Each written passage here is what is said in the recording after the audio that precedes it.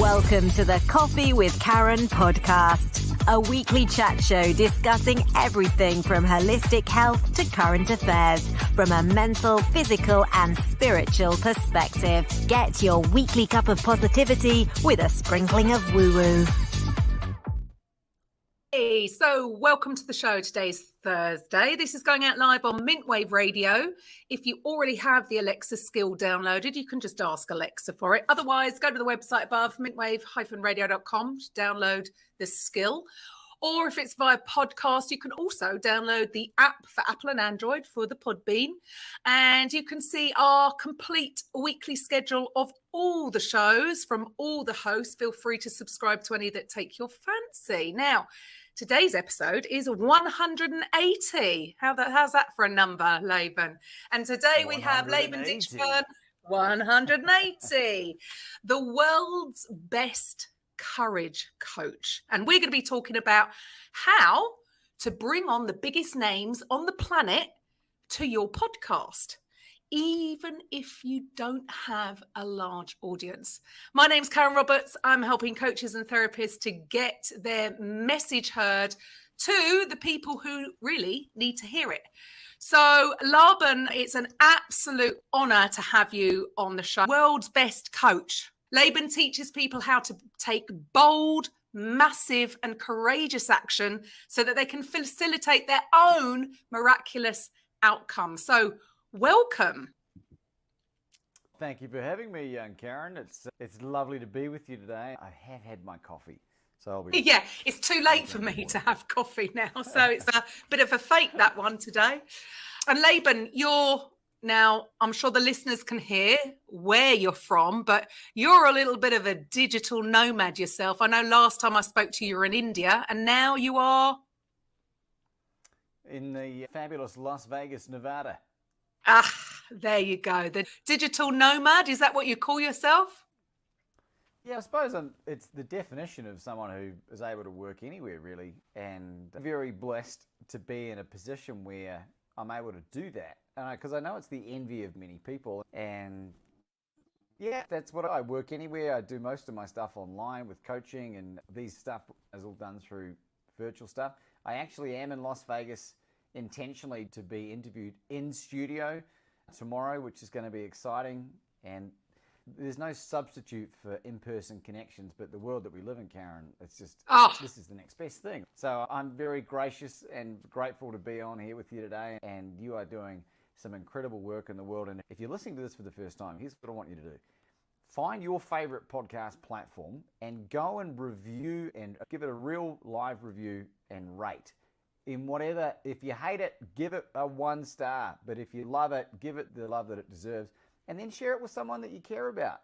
The way that these incredible organic shows get out into the world is through people leading with service. And they might get some value. Whether it's my episode or one of the hundreds of others, 179 others, that's my encouragement to you, audience, dear audience. Brilliant. Oh, thank you very much. Laban, if we could start before we get into the podcast thing, maybe the listeners would like to know a little bit more about your backstory and how you came to be doing what you're doing now, world's best courage coach. If you hear this statement for the first time, it's very likely that there's a part of you that gets a bit of a twang and goes, what kind of person calls themselves that, right? And you would be very normal to experience that, because I experienced that when I first made this outlandish declaration in September of 2021. But my background, and when I share my background, I would love people to listen to it like it's about themselves, because you can listen to podcasts and you can read books about transformation, and it's very easy to get a little bit numbed out about people that have overcome all this stuff. Comparison is the thief of joy. So I don't want you to compare your journey to my journey, because if I compare it to some of the other people that I know, including my wife and what they've endured and overcome, it's a bung point, right? A moot point. But I'm 42, Karen, now I'll be 43. I'm 43 actually at this time of recording. and at 35, I ground along the floor of rock bottom. and I'd been bouncing, and I finally just ground to a halt. And I found myself in a very precarious situation. I was a high-functioning alcoholic, a high-functioning gambler, and a high-functioning drug user, and a high-functioning sex addict. And when I say high-functioning, I had a good job. I worked in recruitment. I was earning 6 figures. This was back in Australia. My accent is half New Zealand, half Australian, for those that are trying to guess at home. And Tuesday night, midnight, I've got my laptop prized open and I'm gambling on a betting website on a horse race in Hong Kong with money that wasn't mine and I shouldn't have been spending it, and about 3 bottles of appropriately priced Pinot Noir coursing its way through my veins and smashing into my liver. And I had this sort of epiphanous moment, Karen, where I realized that the life that I was living was very different from the one that I dreamt about as a very young boy. And in the bottom left-hand corner of the screen on the laptop was a phone number. And I'd never noticed it before, even though I'd been on there many times before. And I instinctively just picked up my cell phone and I called this number. And this amazing woman picked up the phone. And her last name is a name that I'll never know, but I'm going to give it Magdalene, because her first name was Mary, and she was my guardian angel, whether she realized it or not. And so the Gamblers Helpline became this first step in this journey of transformation that's lasted 8 years now. And she spoke to me about how the dangers of gambling, many people kill themselves way faster than they do with some of the other addictive behaviors, drink and drugs. And it shocked me to my core. But the other thing that was amazing is that she listened to me, Karen, without any judgment. And I don't know that I'd experienced that in my life up to that point. And so I just blurted out everything, and she listened with the patience of a saint that she was. And that call, she put me in touch with the Gamblers Counselling Service run by the Salvation Army, and it was paid for by the taxes from gambling losses. So for the first time in my gambling career, I actually got some value out of it. And that was an 18-month journey where I met weekly, and I met with this amazing woman, Lee, who again listened without judgment. And in the first session, she spoke to me about the relationship I had with my mother at the time, which was very dysfunctional. And I just wept and burst out into this guttural weeping. And from that moment forward, Karen, I started this journey of becoming consciously incompetent. And what I mean by that is I became aware that I didn't know what I was able to do, and then gradually became more and more consciously competent, and then moved towards mastery. I'm very proud to stand before you today to share that in August of 2023, it'll be my 7th year of sobriety, longer for drugs and longer for gambling. And I think I spend more time in Las Vegas than most that don't drink or do drugs or gamble. It's hilarious.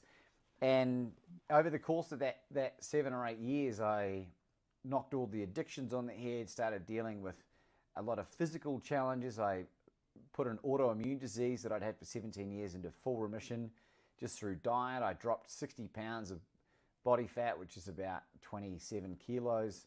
I put on about 15 kilos of lean muscle mass. I started running 100-kilometer ultra marathons out of the blue, met the woman of my dreams, and I finally found my purpose.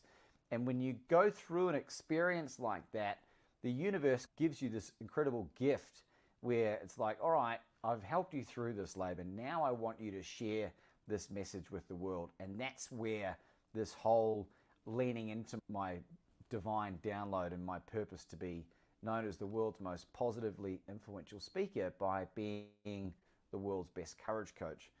And I can share the story of how the world's best courage coach came about if you like. But the declaration that I make to myself every morning is, how would the world's best courage coach conduct himself?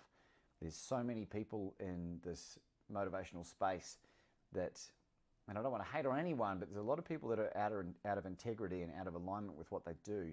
So I really do my best to lead from a place of certainty and example and alignment, and I only talk about things that I've had direct experience with. And that has just completely transformed my life in the process.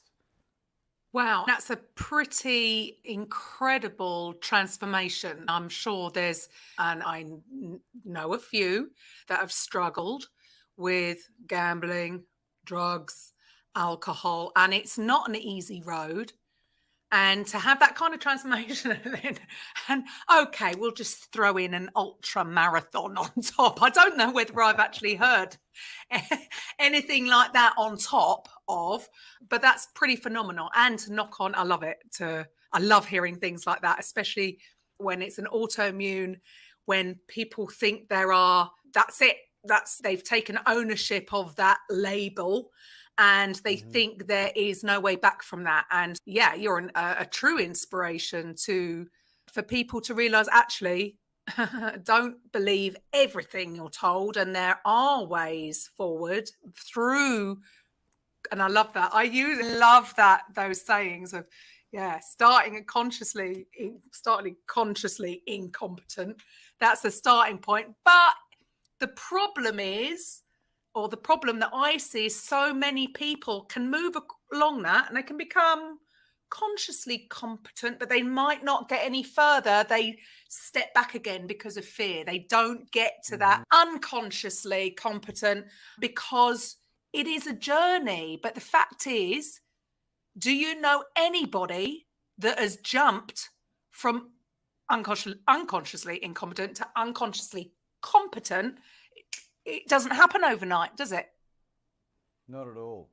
And I think for context as well, my dysfunction came from being a child of divorce, Karen, like at 3.5, nothing more innocuous than that. And being a pawn with parents that were doing the best they could with the tools they had available, but were badly affected by their own childhoods. And there was foster homes and legal battles and custody and all kinds of crazy stuff. And it took me many years to get to a point where I developed a real empathy for my parents, and then became super grateful for the gift that I got from them, or the gifts that I got from them.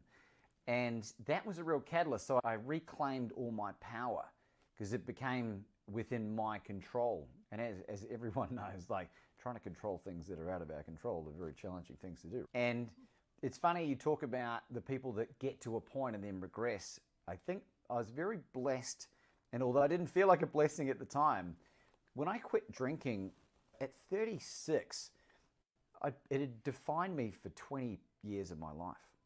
And my circle of friends were all in a codependent relationship, most of them, 97%. And when you give up drinking like that, I didn't go through a 12-step, I just made a decision. I was able to reverse engineer what I'd gone through and relearn the functional components and ditch a lot of the dysfunctional stuff.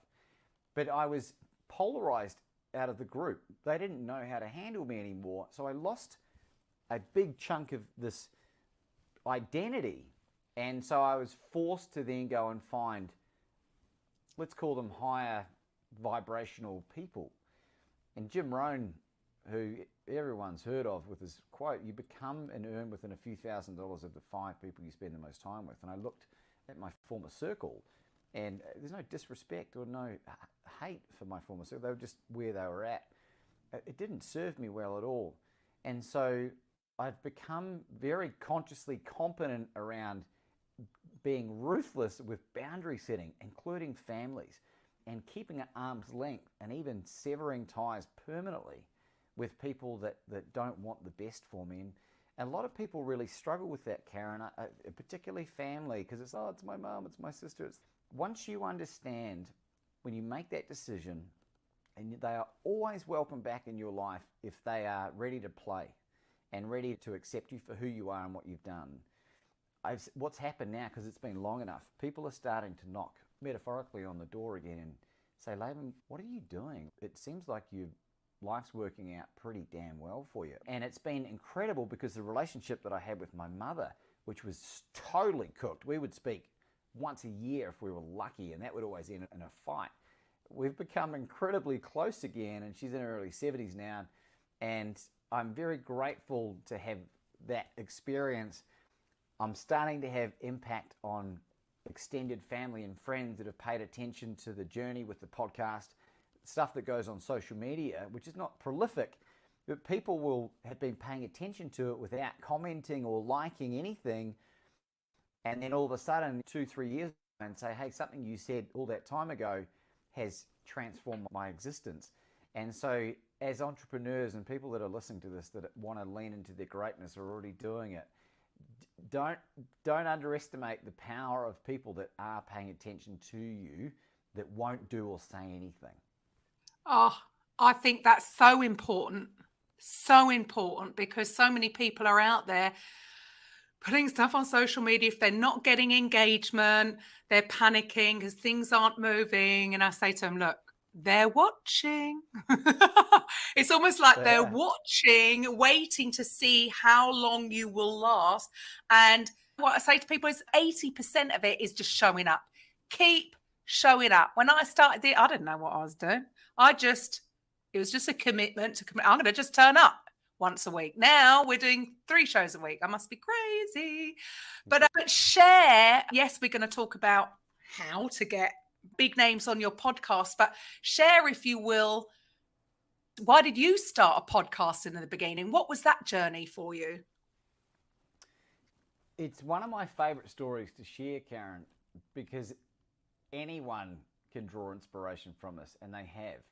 And 2018 is when I met my wife, Anna. And 3 months later, basically the first time that we consummated the relationship, she got pregnant. And she ended up having an ectopic pregnancy, which is, for those who don't know, the baby starts growing in the fallopian tube. And it never becomes a successful pregnancy. It always ends up miscarrying. But the ramifications are that you can hemorrhage and bleed internally, which is what happened with her, and she nearly died. And the way that my employer at the time, which was a very small company, the way that they treated me, because I wasn't married, and they were supposed to be these big progressive whatever, really gave me the motivation to go out on my own at the start of 2019 to start my own recruitment business, which is what I've been doing for 13 years. 2019, Karen, was a total unmitigated financial disaster. And I used that for effect only because it ended up being one of the greatest blessings in disguise, because what I found is I would spend all my time learning and reading and researching the things that I'm now doing. I didn't make a single dollar from recruitment, but I blew all the resources financially that I had. Come the end of 2019, I was absolutely destitute. So hat in hand, I went and took a job back in February of 2020 with a recruitment company. And thankfully my skill set was in good demand and I could demand a 6-figure salary package. But 7 weeks later, COVID hit and I was made redundant. And because I'd not made any money in 2019, I didn't qualify for any of the government payouts. So here we are, locked in our homes in Melbourne, Australia. And for those who don't know, Melbourne had some of the strictest lockdowns in the world. We had 290 days of hardcore lockdowns, right? So here I am, I'm stuck at home. I'm like, I knew what I wanted to do. I knew I wanted to be this person. And I was like, I have to get my voice out. So I created the podcast out of necessity. And it started a rampage that has led through to what I'm doing now. The beauty of it was that, like, 8 episodes in, Karen, I landed my first major whale, right? And it was a guy by the name of Les Brown. For those who've never heard of Les Brown, you need to get on YouTube after this and just put in Les Brown and your day will be infinitely better, right? He was a hero of mine for a couple of years, and I reached out, I cold called him, and he picked up the phone and he said, "Hi, Les speaking." I said, "Les Brown?" He said, "Yes, it is." I said, "Les Brown, it's Laban Ditchburn from Melbourne, Australia here." I always like to use a geographical reference. And he said, "Oh, hi, Laban, how can I help?" I said, "Les, I'm a huge fan of you and your work, and I'm also the host of an incredible podcast series that only had 10 subscribers. I think 5 of them were family members, most of whom have unsubscribed. And I'll be honored if you came and shared your amazing story with our audience. When are you available?" And had he asked me how many subscribers I had, Karen, I absolutely would have told him, but he didn't, so I didn't. And he came on 3 days later. And before we started the podcast, I said to him, "Hey, Les, what do you think of the name of the show?" It's called Become Your Own Superhero Podcast. And for those that have heard Les speak, he's the greatest motivational speaker of our generation, in case you're curious, right? So the guy knows how to communicate. He absolutely humbled me with his response. And I was so moved by how he responded to me, Karen, that I just verbally diarrheaed this story of transformation that I'd gone through and was talking about the financial challenges and all this other stuff. And this is in mid-May 2020, right? Middle of the lockdowns. And he just let me finish. And there's a great quote from Steve Hardison. He says, "The power is in the listener." That's a little wee tidbit for people as well. The power, he just listened, and I felt like I was the only person on planet Earth with him, even though I was. And he said, "Congratulations, Laban." I said, "Thanks, Les." He goes, "Laban, do you have a book?" I went, "No." He said, "Laban, if you're going to be a speaker, you need a book to help with your credibility." And I was like, "Okay." He goes, "Now tell me, who was the most influential person in your life when you were 5 years of age?" And I'd never, ever thought of this question before. And I was like, my goodness, it's my mother, despite her many flaws. And we still had a very dysfunctional relationship at this point. And he said, "What attributes did you get from your mother?" And I was like, "Man, she was unconditionally loving, and she's tenacious and spiritual." And he's writing all this stuff down. He lets me finish. And he says, "Laban," he looks up at me, he says, "Laban, this is a God moment." He says, "I want to show you how to monetize your purpose."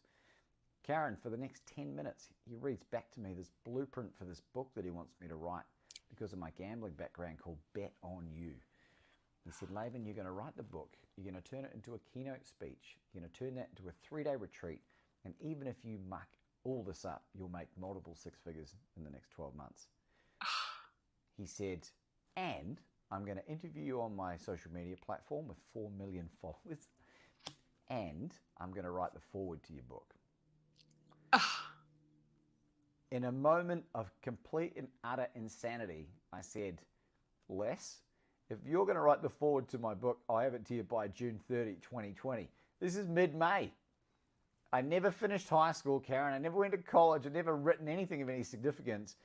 And in 6 weeks, true to my word, I pumped out 30,000 words of the first draft, delivered it to Les's inbox, and completely changed my life in the process." Les followed through with his commitment. He wrote the most incredible foreword. It's been endorsed by people like Mark Victor Hansen and Dr. John Gray, who wrote Men Are From Mars, Women Are From Venus, and the former All Black coach, and the drummer from Journey and Foreigner, and some other people you might not have heard of. And that I love telling that story because this is some of the power of creating a platform for yourself and inviting your heroes into it, right? And so that momentum gave me this unbelievable confidence to then go out and reach out and connect with other people. And more than 200 episodes later, we've had Nobel Prize winners, double Olympic gold medalists, PhDs, some of the smartest people on earth, a few movie stars and singers and that kind of thing as well. And what's happened now is, because of the way that I've shown up with these interviews, which is from a place of service, which is really important, what value can I add these people's lives rather than a gimme? There's been really amazing relationships and friendships and strategic partnerships and joint ventures, and then opportunities to be interviewed on their platforms and other really big shows. All the while, my own little podcast still hasn't exploded out, because like you, Kara, I didn't know what the hell I was doing when I started either. So I love sharing this, because if you are thinking about doing this, maybe this is the nudge that you need to go and create your thing. There's so much more room than you can possibly imagine for people that are operating at your vibrational level to connect with you and to be impacted by what you're doing. I'm not a famous guy yet. I'm not a multi-millionaire yet, but I'm on my way, and I'm so fortunate and blessed to be inspired and led and mentored by the most incredible people on planet Earth. But Laban, one thing there, you say you're fortunate, and people might go, "Oh, he was lucky." And I would say, no, that didn't come from luck, did it? 8 episodes in. Now, to be fair, I could have done that 8 episodes in, but I didn't. Why didn't I? I would have fear, even if I got his number, fear, imposter syndrome, all these things would have held me back from going out there and approaching these people. And that is it. You, on the other hand, didn't allow all that BS stories to affect you, and you went out. And I bet there's not many people that probably just ring Les up out of the blue. So when you're there, you're going to want to go and help people. So luck doesn't come into it. You're not fortunate. You took action and you didn't allow those stories to affect you, and you, come on, what's the worst that can happen? They can say no. You didn't take and they that do. and you went on and did it. And everybody could have done the same, but they haven't. I still haven't. I still reach out to people that are a bit above me and not too far because, would have thought, oh, little old me. Why would they want to come and appear on? But you've just proven it. It's rubbish. It's our own stories that we tell ourselves that hold us back. Let me give people some context about where this bravado came from, because it comes from major adversity, which is the great thing. And I neglected to include this in the story. You just reminded me. So when I had this recruitment business, I had to, after a while, start reaching out to CEOs. In the work that I used to do, CIO, the Chief Information Officer, was the highest level that you would ever have any contact with. Because I was self-employed and I wasn't getting any traction, I started forcing myself to reach out and call CEOs. And if people are wondering how I got their information, there was some software that I downloaded over Chrome called Lusha, Lusha.com. And it's a plugin that reveals email and phone numbers in some cases over LinkedIn. It's a beautiful tip. And I learned that in recruitment, right? So there's that part. And then I would have some great conversations with CEOs. So I was like, oh, hang on, these are just normal human beings. And then what really blew it up was on January 2nd of 2020, Karen, is I had a mentor, a lady by the name of Carolyn Stenhouse, who I mentioned in my book, who was this amazing Scottish woman who mentored me for about a year. She was telling me I need to reach out and connect with people that are further along than me. So who do I ring? Brene Brown, right? And I rung her on January 2nd, my time, which was New Year's Day, her time. She picked up the phone and said, hi, this is Brene speaking, that beautiful southern drawl. And I said, Brene Brown, it's Laban Ditchburn from Melbourne, Australia here. You can see there's a theme here, Karen. And she's taken aback because I've just called her on a cell. Hi, Laban, how can I help? Brene, I've been instructed by my mentors that I need to reach out and connect with people that are much further along than I, and I wondered if you'd be interested in sharing some ideas, right? Because no book, no podcast at that point, no official website, nothing, right? I was just like, ugh. And she said, Laban, I'm about to sit down and have New Year's Day dinner with my family, but if you send me an email with what you had in mind, I'll come back to you. So I wrote this bio of who I was. With the benefit of hindsight, Karen, it's so cringeworthy because I didn't know about what I know now. I recorded a 1-minute video that I almost cannot watch back. But I sent it to her anyway, and my God, she replied in about 2 days. And she wrote this most wonderful short response. She said, Laban, thank you for your email. With what I have going on with family and college or university right now, I can't give this the attention that it deserves. You will do fantastic, Brene. And that response really was one of the catalysts for me having the confidence to reach out and connect, because if you can imagine if she had responded back or told me to get stuffed on the phone, maybe it would have stunted the growth. I don't think it would have stopped me with the mindset that I had, but it really gave me that forward momentum. And you're right, it's not luck. I created all of this, but I will attribute a lot of this to source. I'm not a religious guy, but I'm very spiritual, and I really do believe in the power of quantum physics and quantum mechanics and leaning into the universal laws of nature. And I really would encourage people, you will be astonished, because most people won't do what I've done, which means the people that we're talking about here don't get as many phone calls with that way. And so it's a real novelty for them, and they're like, who is this bravado nut job? And it's very polarizing. That they're curious to know more. And once you get into the habit of learning how to be an effective communicator, getting to the point with people that are usually very short on time, they do receive a lot of inquiries. They do receive a lot of requests, particularly if they're at the Brene Brown or the Les Brown, Jack Canfield level. But a lot of them that are maybe just below that level, entrepreneurs and lonely in some cases, so they enjoy the conversation. And I've been rejected, I would say about 6 to 7% only. That's a great rejection level in any sales team. I'd be the #1 sales rep. So 100%. Yeah, be definitely. brave, be courageous.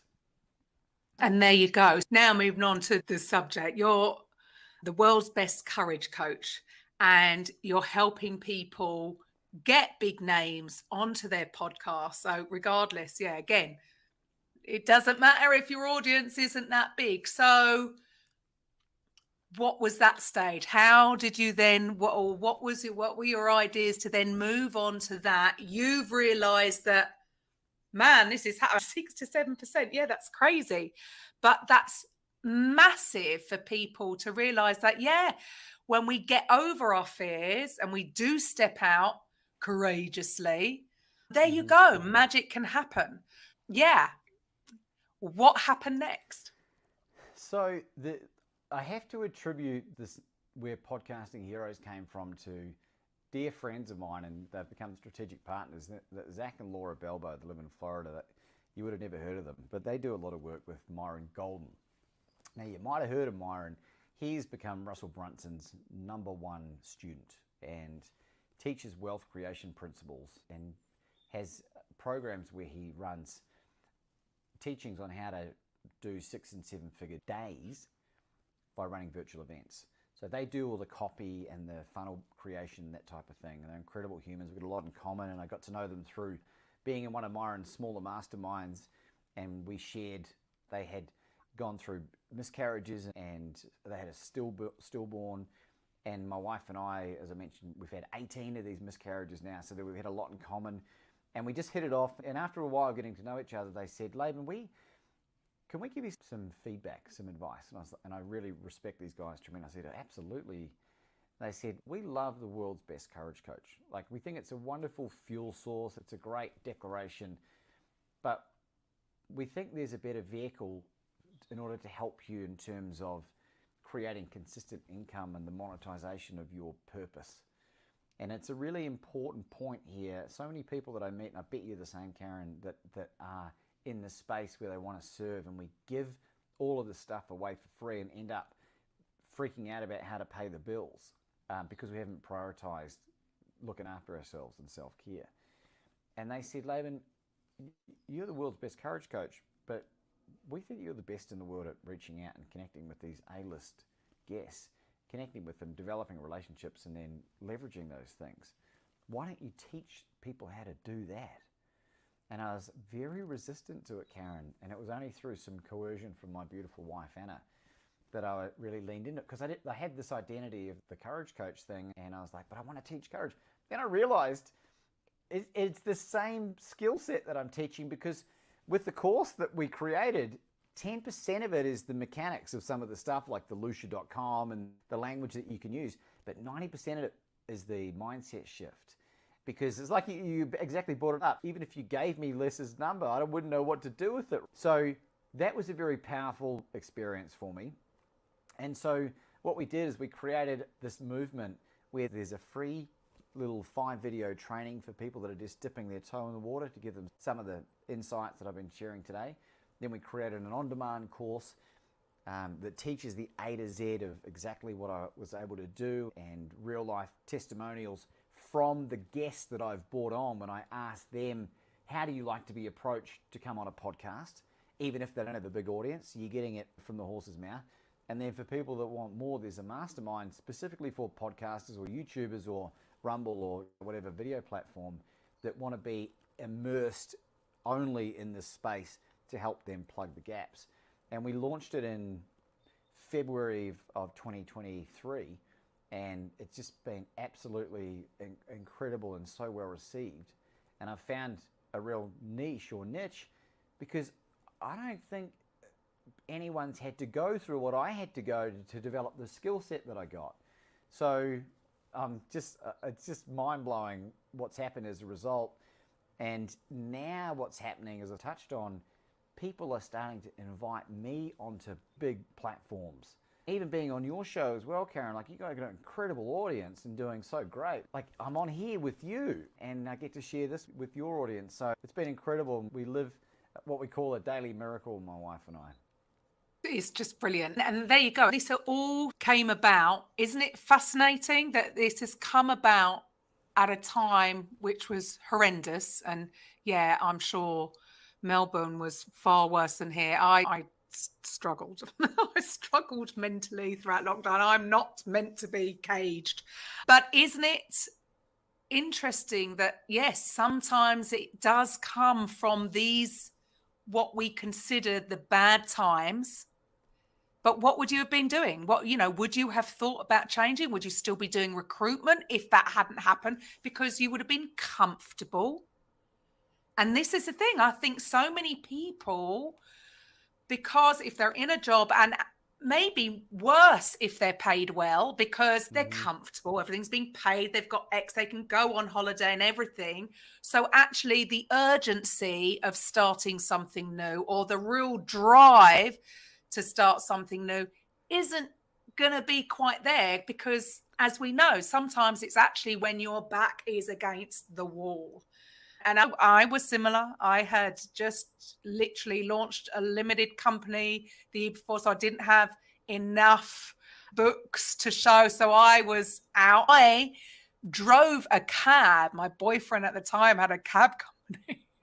And nobody wanted to drive a cab in lockdown for fear. So I went, oh, I'll do it. Yeah, that's awesome. Just to get out the house.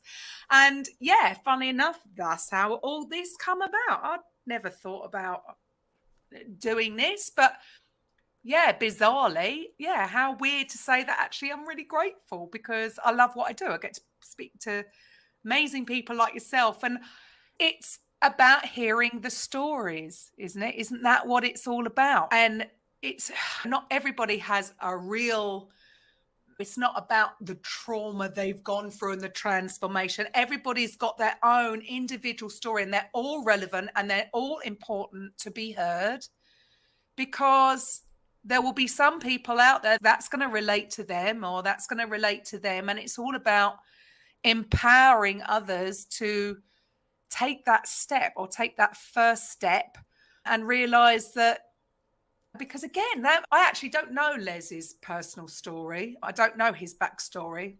Obviously, I've heard him a lot, but I don't know. I know there is a story, right? But I don't know it.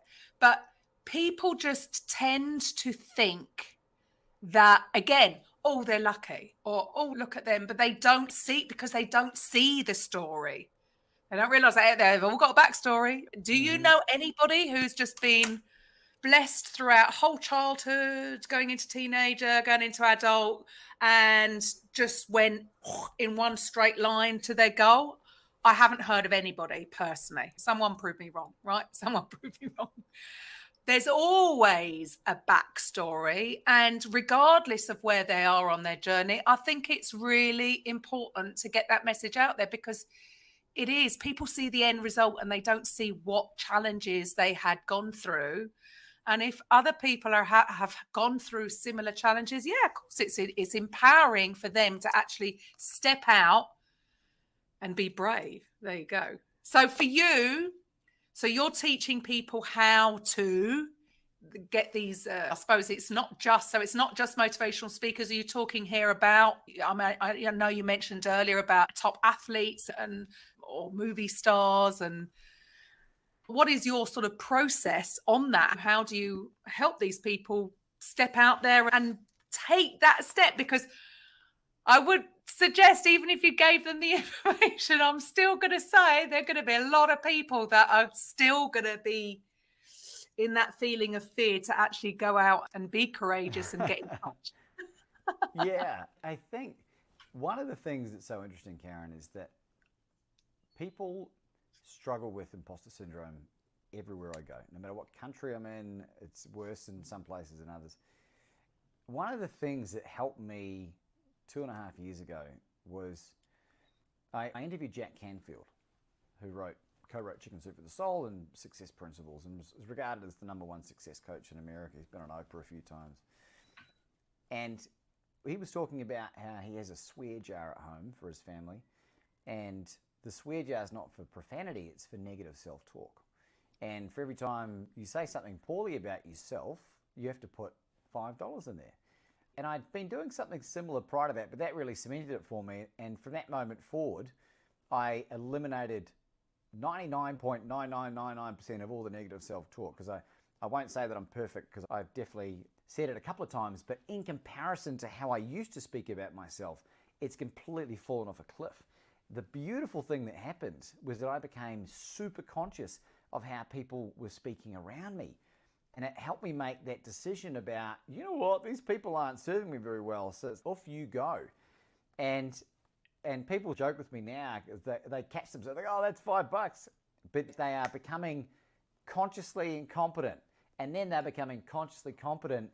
And the thing that I've noticed, the pattern with some of the most successful people in the world that I've had opportunity to meet and get to know, and I'm not just saying financially, I'm talking about health, wealth, and relationships. Because people can be, and don't get me wrong, there's some incredible speakers out there that when you learn about their real past, like, I'll give you an inside tip, like Wayne Dyer, you know, the father of manifestation, struggled with infidelity and cocaine for a very long time. Now, this is public information, so it's not like I'm sharing anything private here. And I know this because I've sat down with Marceline Dyer, his widow, and she told me. And who would have thought? The guy who had access to all of these incredible resources, Robin Sharma and Deepak Chopra and all these people that they connect, Oprah, he still struggled with this stuff. So I'm not saying that I'm perfect, but what I am doing to the best of my ability is eliminating the negative self-talk, because when you get to a point where you're in the echelons with people that are absolutely crushing it, people like Ed Milet and Bradley and Les and with these other people, they really do resonate with the angle that you're coming from. They're like, hang on, this person's different. They're not speaking poorly of themselves, because most people do it. Growing up in New Zealand, we have in Australia is a tall poppy syndrome that exists. The UK has it to some extent, and basically what that means is when you start achieving, they want to cut you down so that you're at the same height as all the other flowers. Now the Poms, they do self-deprecating humor and sarcasm more than anyone, and it's really impacting them. It's really negatively impacting them in terms of how they show up in the world. And I think if there's anything that you take away from the conversation today, is that be really conscious about how you talk about yourself. Jim Rohn, you become like the 5 people who earn within a few $1,000s of people you spend the time with. He also says you become like the people you spend time with in the books that you read. And it's the same with negative self-talk. So am I perfect at it? No. But like compared to what I used to be like, I'm just a completely different person. So that for me has been the catalyst, and it allows me to enter into these relationships at a level peg. You could put me in the room with anyone on planet Earth and I would not be overwhelmed or sycophantic. Oh my goodness.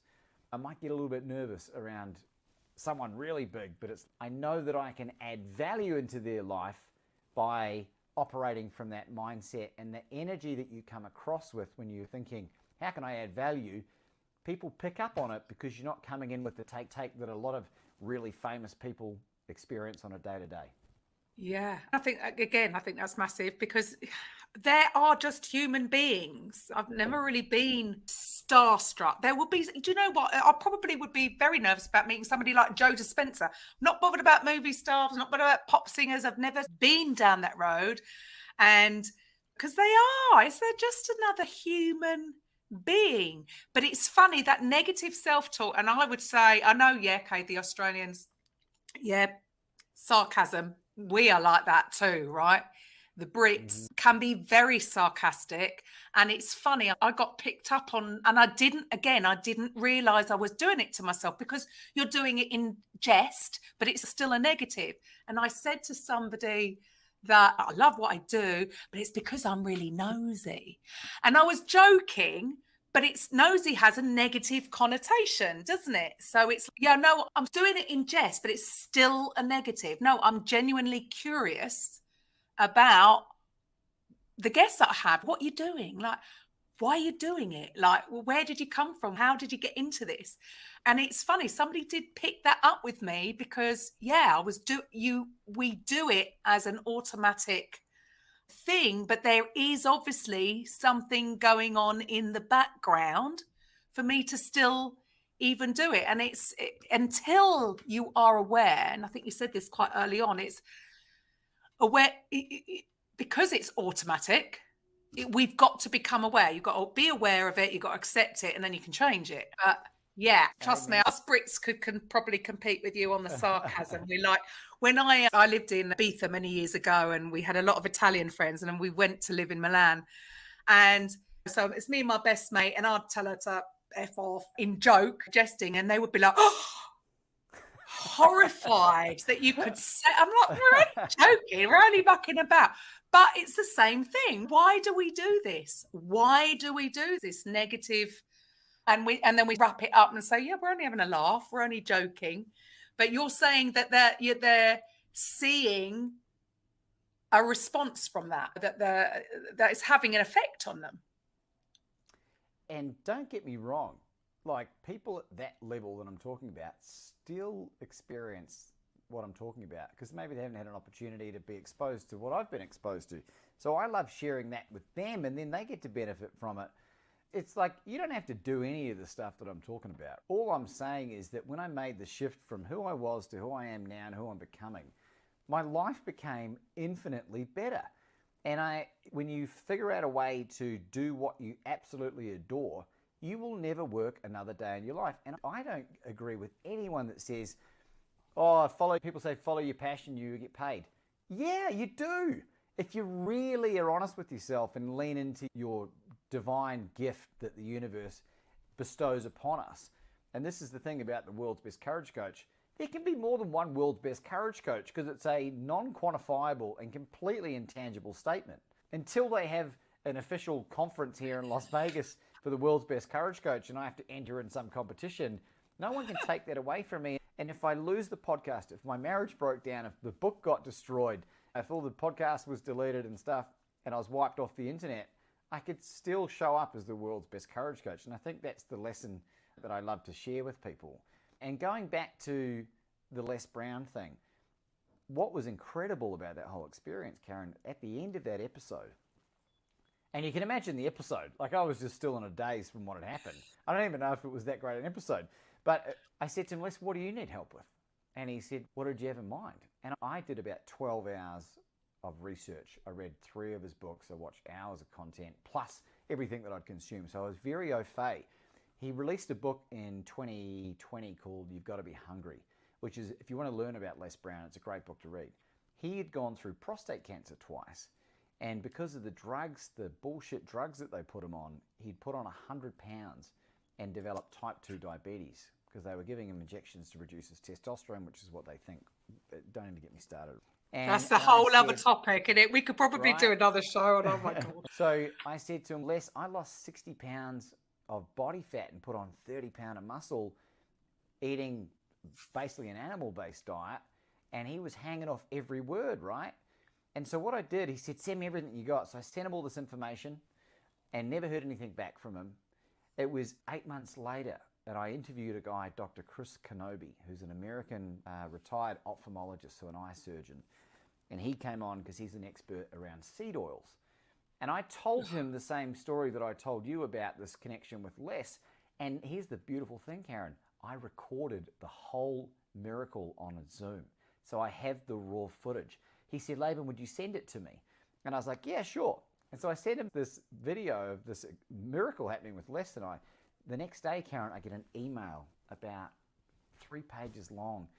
Chris Kenobi, who's a man of faith, who's in his 60s, was so moved by what he saw. He said, Laban, I want to help Les Brown.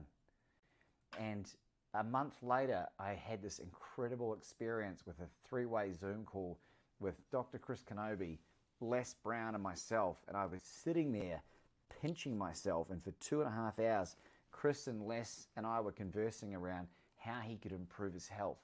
And you wouldn't believe it, Les has lost that 100 pounds. Oh, I'm not attributing it to exactly what happened. I wouldn't be so arrogant to assume that. But if I was able to have a little role to help Les Brown live another 6, 12, 18 months because of this showing up with value, that is something to be really proud of. And the crescendo, it gets even better, Karen. In Atlanta, Georgia last year, Anna, myself, and Les Brown broke bread, or broke steak, in his home. Just the 3 of us. And he wouldn't mind me sharing this, but he's gone through major challenges with his health, but he's got 10 kids, he's got 5 boys, 5 girls. His youngest son has struggled with bipolar and mental health issues and drug addiction for a long time. And he shared openly and then wept at the dinner table, and my wife Anna got up and embraced him in one of the most surreal moments of my life. And I'm getting a little bit emotional just bringing that memory up again, because that was one of the moments where I was like, there's this value. He needs my help too sometimes. The greatest motivational speaker of our generation arguably needed my help and needed Anna's comfort.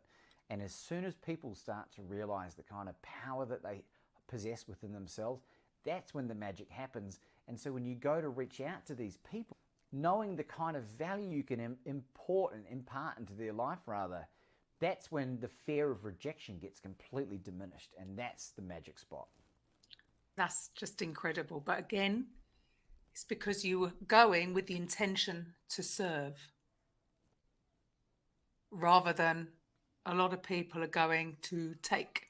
So for anybody who's watching this, if it's on YouTube or on the social media platforms, then you'll have we'll have all the show notes and Laban's info. But for anybody who's just listening in their car, on the radio, first of all, let's talk about your book. How do they get hold of your book? There's a few books called Bet on You. So you might need to put Bet on You and then Laban Ditchburn. And there's only one combination of that name on planet Earth, so it'll come up. It's got a superhero graphic. It's like a representation of me on the front cover. It's red and white and blue, I think. It's on Amazon. You can listen to it in my dulcet tones on Audible if you like, or it's available on Kindle and paperback. And if you do, read it about yourself. Read it about yourself. What I mean by that is, like I said at the start of the show, like it's easy to read lots of books and motivational and inspiration stuff. Read it about you and your own journey. You'll derive a lot more value from it, in my opinion. But I would love to hear from people that do read it, that love it, hate it, or somewhere in between. Because I'm always trying to get better and learn. And I'm writing my second book now. Which I still haven't decided on the title, but it might be Bet on You Too. So that or the world's best courage coach, I'm not sure, but anyway. And what about you have a podcast as well, and what is that called? How can people listen to that? So that's on YouTube and Rumble, and plus all the platforms that you're on here as well. It's called Become Your Own Superhero Podcast, and it's got a similar graphic to the book. Okay, fantastic. And then if people do want to get in touch and they're looking at starting their own podcast and would like to know how to get in touch with these A-list people, how do they get in contact with you? The thing that I would love for people to take advantage of is I created this little five-minute videos. There's 5 of them. You can rush through them if you want. It's available through podcastingheroes.com. Podcastingheroes.com. Get on the mailing list and you'll get access to this. And just have a look at the way that I go about sharing some of this knowledge. It's a lot more simplified than you can even imagine. Less is more is something that resonates deeply with me. And the best things in life, if we really reflect, are always effortless and simple, right? Anything that we try and jam into the wrong shape hole, it just never works out in the way that it should, So that's the thing. And for anything else, punch Laban Ditchburn into the internet and just see what comes up. I'm sure there's only one. There definitely is. I've definitely checked. So what's next for Laban? You're in Vegas, and so what exciting things are you up to next? We're homeless, right? Because we fled the lockdown of Australia in 2021 and we were living in Mexico. Like I said, we've just spent 3 months in India. Our landlady offered to take over our apartment, but she needed it for 2 months in Mexico. And then she broke up with her partner while we were away and said, "Oh my God, I'm so sorry. I need the house back. I got nowhere to live." And we're like, "No worries. We wanted a bigger place anyway." So we will just be traveling, I think, for the next 9, 12 months, We'll be heading back to India later this year, but I'm in the States to capitalize on a lot of these incredible connections that I have with people like you, Karen. And I've been invited on a number of big shows, some of which need to be recorded in person. So there's some really incredible stuff. And I touched on this earlier about now, once you get on one, then one becomes two becomes four, and it just is compounding interest. And it's just incredible and it's exciting. And the more I just submit to it, the better I get. And whenever I try and resist, I don't get the outcome that I'm after. I get the one that There I you need. go. So trust, faith in the unseen. There you go. Look, Laban, it's been absolutely wonderful to talk to you again. I know we've had a quite a long conversation before, but yeah, I think what you're doing is absolutely amazing. And I think it is a massive inspiration for people to just come on, step up and play the game. So yes, thank you for your time. All the best with everything that's going on with you. And to the rest of the listeners, well, I have a great weekend because I will be back on Monday with a coffee with Karen. Bye for now. Coffee with Karen podcast, a weekly chat show discussing everything from holistic health to current affairs from a mental, physical and spiritual perspective. Get your weekly cup of positivity with